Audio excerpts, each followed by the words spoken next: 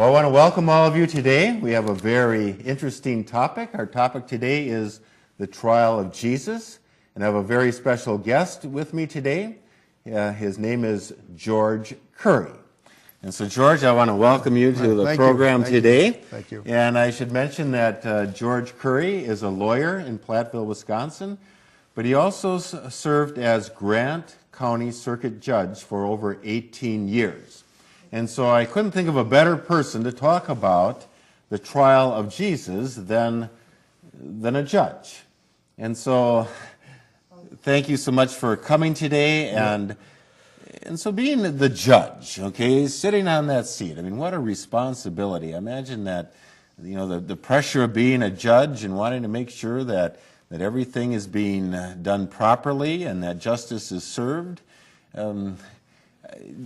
Well, tell me, what were some of the things that you enjoyed about being the judge of Grant County?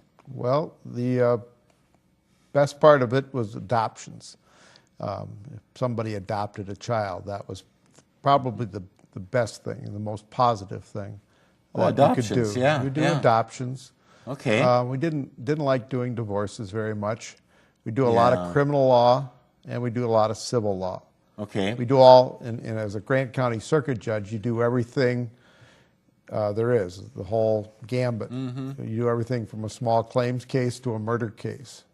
You do everything from a shoplifting case to a murder case. You do everything from a serious personal injury action to a small claims case. You just do the whole spectrum of everything. You do everything as a circuit judge. It's unlike the larger counties where you specialize like in 3 years in a civil court or a criminal court or a divorce court. In a circuit court in a small county, you do everything. And the way we did it was we rotated every 2 weeks. So when we call intake for 2 weeks, and then for 2 weeks you'd schedule trials. Okay. So that's the way it worked in Grant County. Sure. Not like a bigger city where you'd have a judge would just do one thing for 3 years. Mm-hmm. So it was like going to the fire department every day and putting out 15 fires and going back the next day and putting out 20 fires and then going back again and putting out more fires. Yes, yes. And sometimes you had to put out the same fire more than once because you saw the same people more than once. Sure. So that's what it was like, sort of like being a fire department. Putting out a lot of fires. Yep. Well, when we think about the trial of Jesus, Pilate, who was the governor of Judea, he was the one who was the judge of this trial. And so when you think about it, now here again, you've dealt with a lot of situations, everything from adoptions to murders and everything in between. How would you have handled this? Let's say that it was Judge George Curry that was the one where Jesus was coming into your courtroom. How would you have dealt with this? Well, it would have been a lot different now than then. Pontius Pilate was a governor. He wasn't a judge. He was a governor, Roman governor of that province, Judea. And he had the duty to enforce the Roman law. But he also, under the emperor at that time, Tiberius, he was also in charge of keeping the peace and respecting the laws of the Jewish people in Judea. So he had, you know, a dilemma. He had to enforce the Roman laws and he had to respect the people in Judea, especially in the temple, because that was the center of the Jewish religion, was the temple in Jerusalem. And that was where he was at. And at this point in time, when this trial was held, that was the most important time of the year. That was the time that all the Jewish people came to the temple and made their offerings and bought their sheep, the Passover. And that's what they were doing that day. That was the most important time of the year for them. They came from all parts of the world, and they came there, and they had to buy their sacrifices from the temple priests. And so that was the most important time of the year for the temple, because that's when they made most of their money. So you had probably over 100,000 people coming into Jerusalem, making their sacrifices, giving their their temple offerings. And so this was a critical time as far as their revenue then, wasn't it? Yes, that's when they made their money. Yes, and Then, so... and you had to be able to sacrifice something at the temple. It had to be, quote, pure. And the only way you could get something you're assured that was going to be pure was to buy it from the temple priests. The Market Street, for whatever reason, those animals just were not acceptable. Or Well, my understanding is that they were rejected by the inspectors or by the priests, so that they would have to buy the temple animals at an inflated price. Well, And that's what Jesus saw as being the injustice of this, right? Right. Yeah. He thought that that was unfair. He was from Galilee, and in Galilee they had their own temple. But it wasn't the central temple. They had a Jewish temple there, but the Galileans and the Judeans didn't really get along that well. Right. So he was from Galilee. He was coming into Judea to the temple, and what he did, which really was the straw that broke the camel's back, is he went out and called them vipers and thieves and overturned the money changers' tables, threw everything into disarray. And this was an extreme threat to their social order, because the high priest and the priests in the temple were in charge of keeping the temple revenues, because they built things. That's how they built things. And they had their farms surrounding Jerusalem were all centered into this trade for the temple. So this is where they made their money.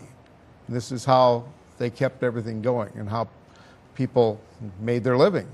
So when you think about Jesus doing that, I mean, that was more than just a little ruckus. Oh, that this was really kind of he was really hitting at the very heart of what the authorities were counting on at that time, as far as right. They had to have their revenue. I mean, it's like Christmas.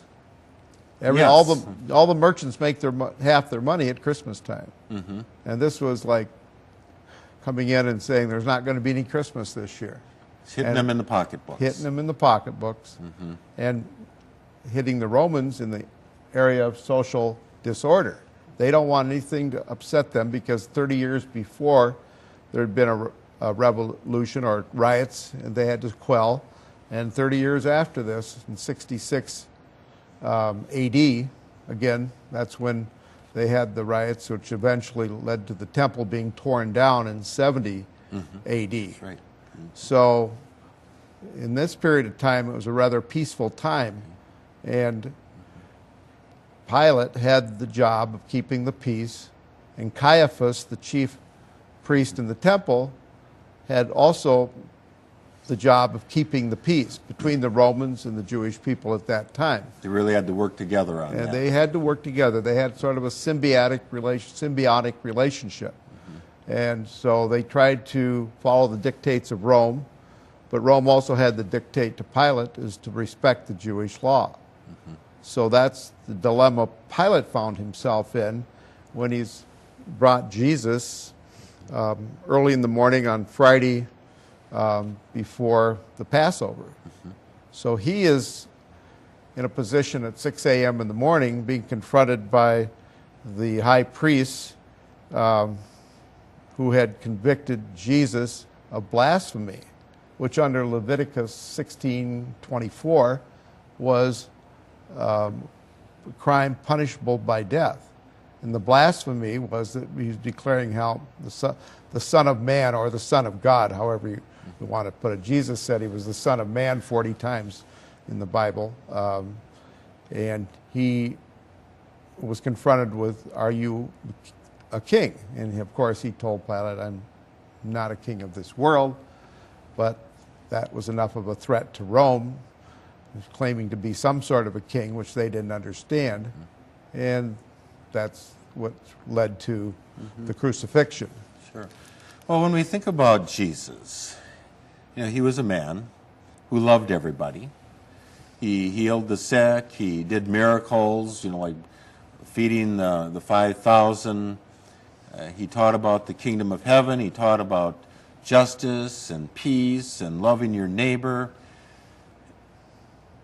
and he was innocent. I mean, he had committed no sins. And so that's why sometimes it's hard for us to say, well, what kind of a case now can you bring, to Pilate to convict him to where the sentencing would be capital punishment? And as you mentioned, you quoted from Leviticus, that blasphemy, at least according to the Hebrew law, would be worthy of capital punishment, but maybe for the Roman law, that wasn't the case. Right. What happened here was that when he was taken from the garden and brought to the temple by the high priest Annas, who then took him to Caiaphas, and there was a trial there in the Sanhedrin, which consists of 71 men, and that he was tried early in the morning, probably around 5 a.m. by our time today. He was then convicted of blasphemy, and the blasphemy was declaring himself to be the Son of God, or Son of Man, as he usually. And do you think the Romans really would even care about this? No, that was when then Caiaphas takes him to Pilate early in the morning, and he says to Pilate says to Caiaphas, "Well, that's interesting. You convicted him to die, but you can't kill anybody unless we approve it." The Romans had to approve all death penalties. Yes. The Jewish people could declare the death penalty, but under the law at that time, they couldn't kill anybody. They had to get the Romans' approval to kill anyone. So that's how they got Pilate involved. Yeah, so Pilate says, well, it's maybe blasphemy to you, but that's not a Roman crime. So then he finds out that Jesus is from Galilee. Well, it just so happens that King Herod of Antipas, the son of the great King Herod that was born at the time that Jesus was born, King Herod, he takes him over to Antipas, and Antipas says to him, he says, Pilate didn't find anything wrong, so I'm looking at this man, he's, as you say, he's miracles, he hasn't done anything wrong. The Jewish people here in Jerusalem say that he's guilty of blasphemy, but I don't see anything wrong, and he's under my jurisdiction because he's from Galilee. So Herod Antipas really didn't help Pilate out at that point. No, Antipas is actually helping Pilate because he was agreeing with Pilate. So then they send him back to Pilate, and Pilate says, well, Herod Antipas agrees with me. And so Caiaphas is kind of upset about this now because he wants something done. Yes. So Pilate then says to Caiaphas, okay, well, it's worthy of, punishment of some sort. So he goes out and has Jesus whipped. And after that, he brings him back, and he says, well, is that enough? And they say, no, we sentenced him to death. You've got to put him to death. And by then, inside this inner court of the, it's not the Presidium. I can't remember the exact. Victorium? Victorium, yeah. That inside there, most of Caiaphas' followers were there at that time, and not Jesus' followers. They'd kind of fled in the Garden of Gethsemane, and they were gone. So the Caiaphas people were there, and so when Herod would say anything about saving, Pilate would say anything about saving Jesus, they'd start a big uproar and demand that he be put to death. And that had to have been a concern for Pilate at that point, because he didn't want an insurrection at that point. He wanted, like you had mentioned, he wanted the peace. Right. Keeping peace was so critical at that time, and not having a big riot and revolution and all of that. So Pilate, so he was really on the teeter-totter here, wasn't he? How do I keep peace amongst all these people, but yet making sure also that justice happens, that if Jesus hasn't done anything wrong, well then, he can't really convict him either. Right, because Jesus had, according to Caiaphas and the Sanhedrin, the 71 people there, he'd broken the Jewish law and had been sentenced to death, but they couldn't do anything without Rome's approval, and he hadn't broken any Roman laws. So Pilate had to then ask more questions. And then he said, well, they claim you're claiming to be a king of the Jews. And Jesus says, well, I'm a king, but not of this world. And, of course, then things change, because he's now admitted he's some sort of a king. They don't know what kind he is. And Pilate really had no qualms about sentencing people to death. He'd sentenced somebody 6 months before Jesus for about the same thing, and 6 months after he'd sentenced Jesus, he did it again. He was kind of a ruthless administrator for Rome. And he put many, many people to death, maybe hundreds. So he wasn't shy about putting people to death. So it's kind of interesting that in this instance, he seems not to want to have anything to do with it. So finally, after he punishes Jesus, he sends him off to Herod Antipas, the king of Galilee, comes back, then whips him. Then that's enough, not enough. And so then he's in a dilemma. He has to show respect to the Jewish law under his orders from Tiberius, but he also has to keep the peace there in Jerusalem. So finally, he says, I basically find nothing wrong, but he has declared to be a king, so that gives him an opening. And then he says, well, you have this custom, you can trade. We have a prisoner here, Barabbas. Will you want to save Barabbas or the king of the Jews? Well, of course, he's thinking they're going to say, we want to save Jesus. Well, then he's surprised because they're all yelling out, say, we want, free Barabbas, kill and crucify Jesus. And it almost seemed like that would have been a no-brainer at that point. I mean, Barabbas was one of the most feared criminals. That's the last person you'd want back out in the streets. That would be, yeah, that and would so, be like... it's almost like, Pilate had his political cards there. And he was kind of going through them, and he was running out of options. And now this almost seemed like that would have been the clincher. I mean, this would be, to say, well, okay, I got Barabbas. Obviously this is a no-brainer. Right. Who do you want free? Or should we free Barabbas?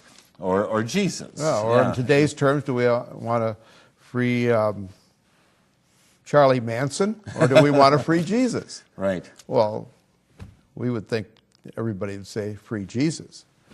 But because the deck was stacked and the people were stacked, and the Jewish people, and Caiaphas had his people there in the courtyard, the result was that they yelled out, free Barabbas. And that then... Pilate just kind of throws up his hands and says, I'm going to wash my hands of this whole thing. And he, goes through the symbolic ritual, we believe. I don't know if anybody ever saw that, but he washes his hands of that whole thing and says, all right, I'll allow you to impose your law to kill Jesus. And the standard way of killing people in those days was by crucifixion. So he allowed the Roman guards then to participate and crucify Jesus. And that, of course, solved the social dilemma. He was no longer a social threat to Rome or to the priests at the temple. So when he was questioning him about being a king, so now that does make it also a threat to Rome then, because didn't they have a law that there is no king but the Caesar? Right. Well, they yelled out, they actually yelled out, and this is a little hard to believe that Jewish people in this period of time would say this, but they yelled out, do you want to save the king of the Jews? And they said, well, the only king we have is Caesar. And that's in John. It says the only king we have is Caesar. Now that's kind of hard to believe the Jewish people would do that, but that's what's written in the Bible. Is that what they yelled out? Our only king is Caesar, and therefore crucify Jesus, the pretender king. So in other words, what there was kind of forcing the issue on Pilate, saying, well, now it's not so much our issue as it is your issue. Right. When he Meaning says, that if somebody's going around saying that basically I'm the emperor here, you got to do something about this. Well, you can't have more than one king, and the only king was the emperor, and that was Emperor Tiberius at that time. And so when Jesus said he's a king, but not of this world, they didn't understand that but at least he admitted he's some sort of a king. And that's all they really needed at that point. Okay. That's all that really Pilate needed was to show that he's a social threat to the order, the peaceful order that they're trying to maintain during this 60-year period, 30 years before and 30 years later. Of course, we know about that. They didn't know about that at this time, but the temple was destroyed in 670 or 72 A.D. The uprising in 66 that threw out the Romans. What ticked off the Romans most about that was that, you know, they converged on the Roman garrison, and the Roman garrison tried to surrender and got the right of passage out of Jerusalem. But when they came out of their fort, or their whatever you called it in those days, but they all got massacred. All the Romans were massacred. So it took 3 years. The Romans brought in numerous legions and finally destroyed Jerusalem and leveled it to the ground in around 70 to 72 A.D. Yeah, and pretty much massacred all the Jews then. Oh, yeah. Every man, woman, and child that was still there, and then even on Masada.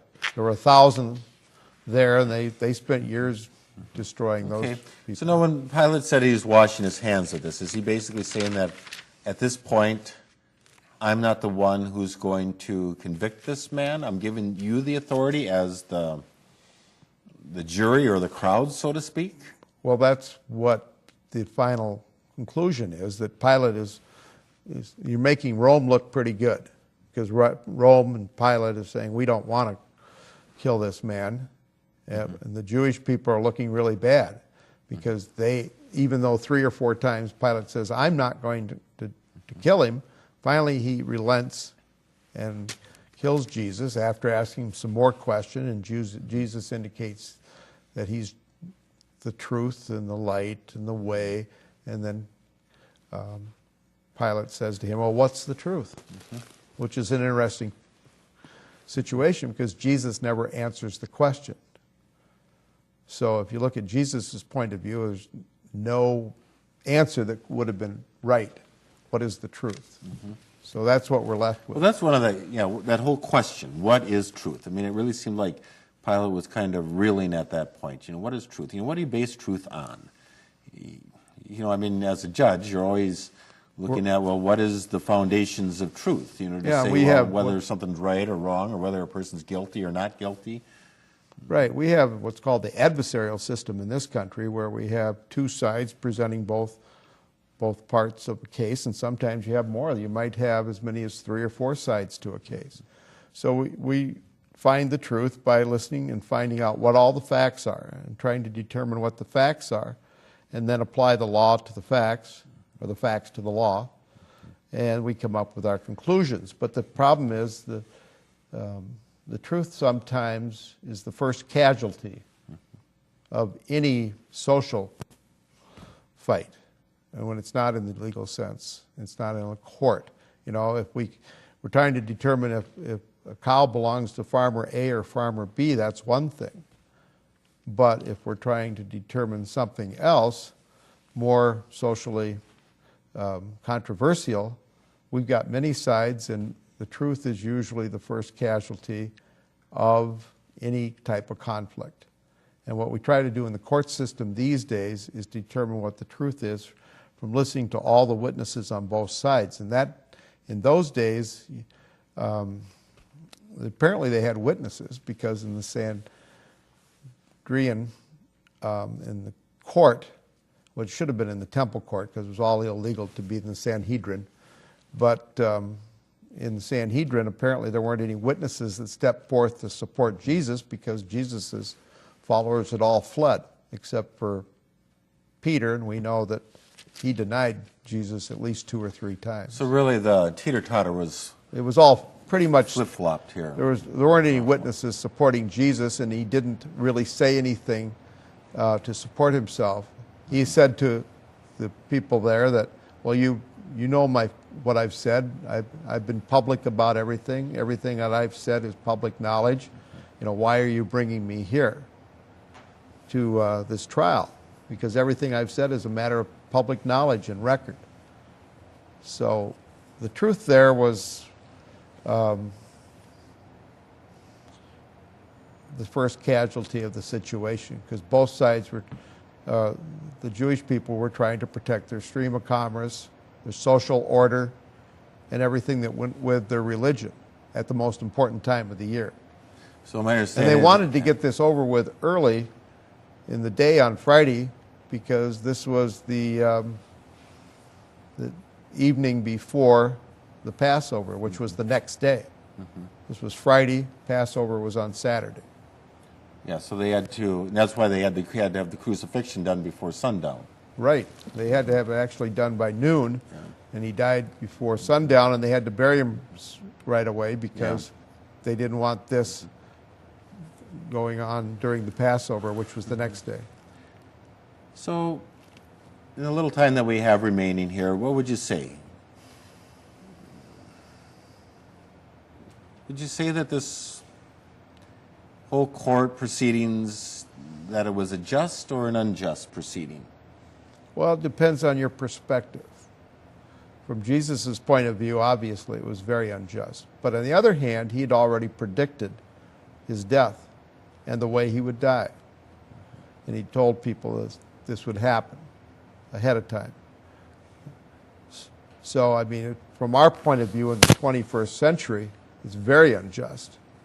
But from the Roman perspective, Pilate's perspective, well, I did everything I could to save him.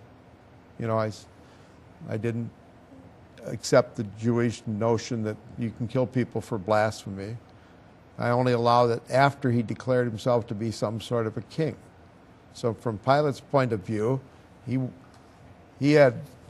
probably thought he was doing the right thing to protect Rome and the culture of the Jewish people in Judea. So they all had their interests. And from Caiaphas' point of view, he probably felt he was right, because here's this person goes into the temple, destroys tables, overturns the money changers, you know, creates a disruption. The flow of income is not coming in he didn't want that to happen. So from his point of view, he's trying to keep the peace so Rome doesn't intercede and have another slaughter like they did 30 years before this. And then again, as we know from history, had it afterwards. Yeah. Well, this has been very interesting today, and I just want to thank you so much, George, for coming on the show today and to talk about the trial of Jesus.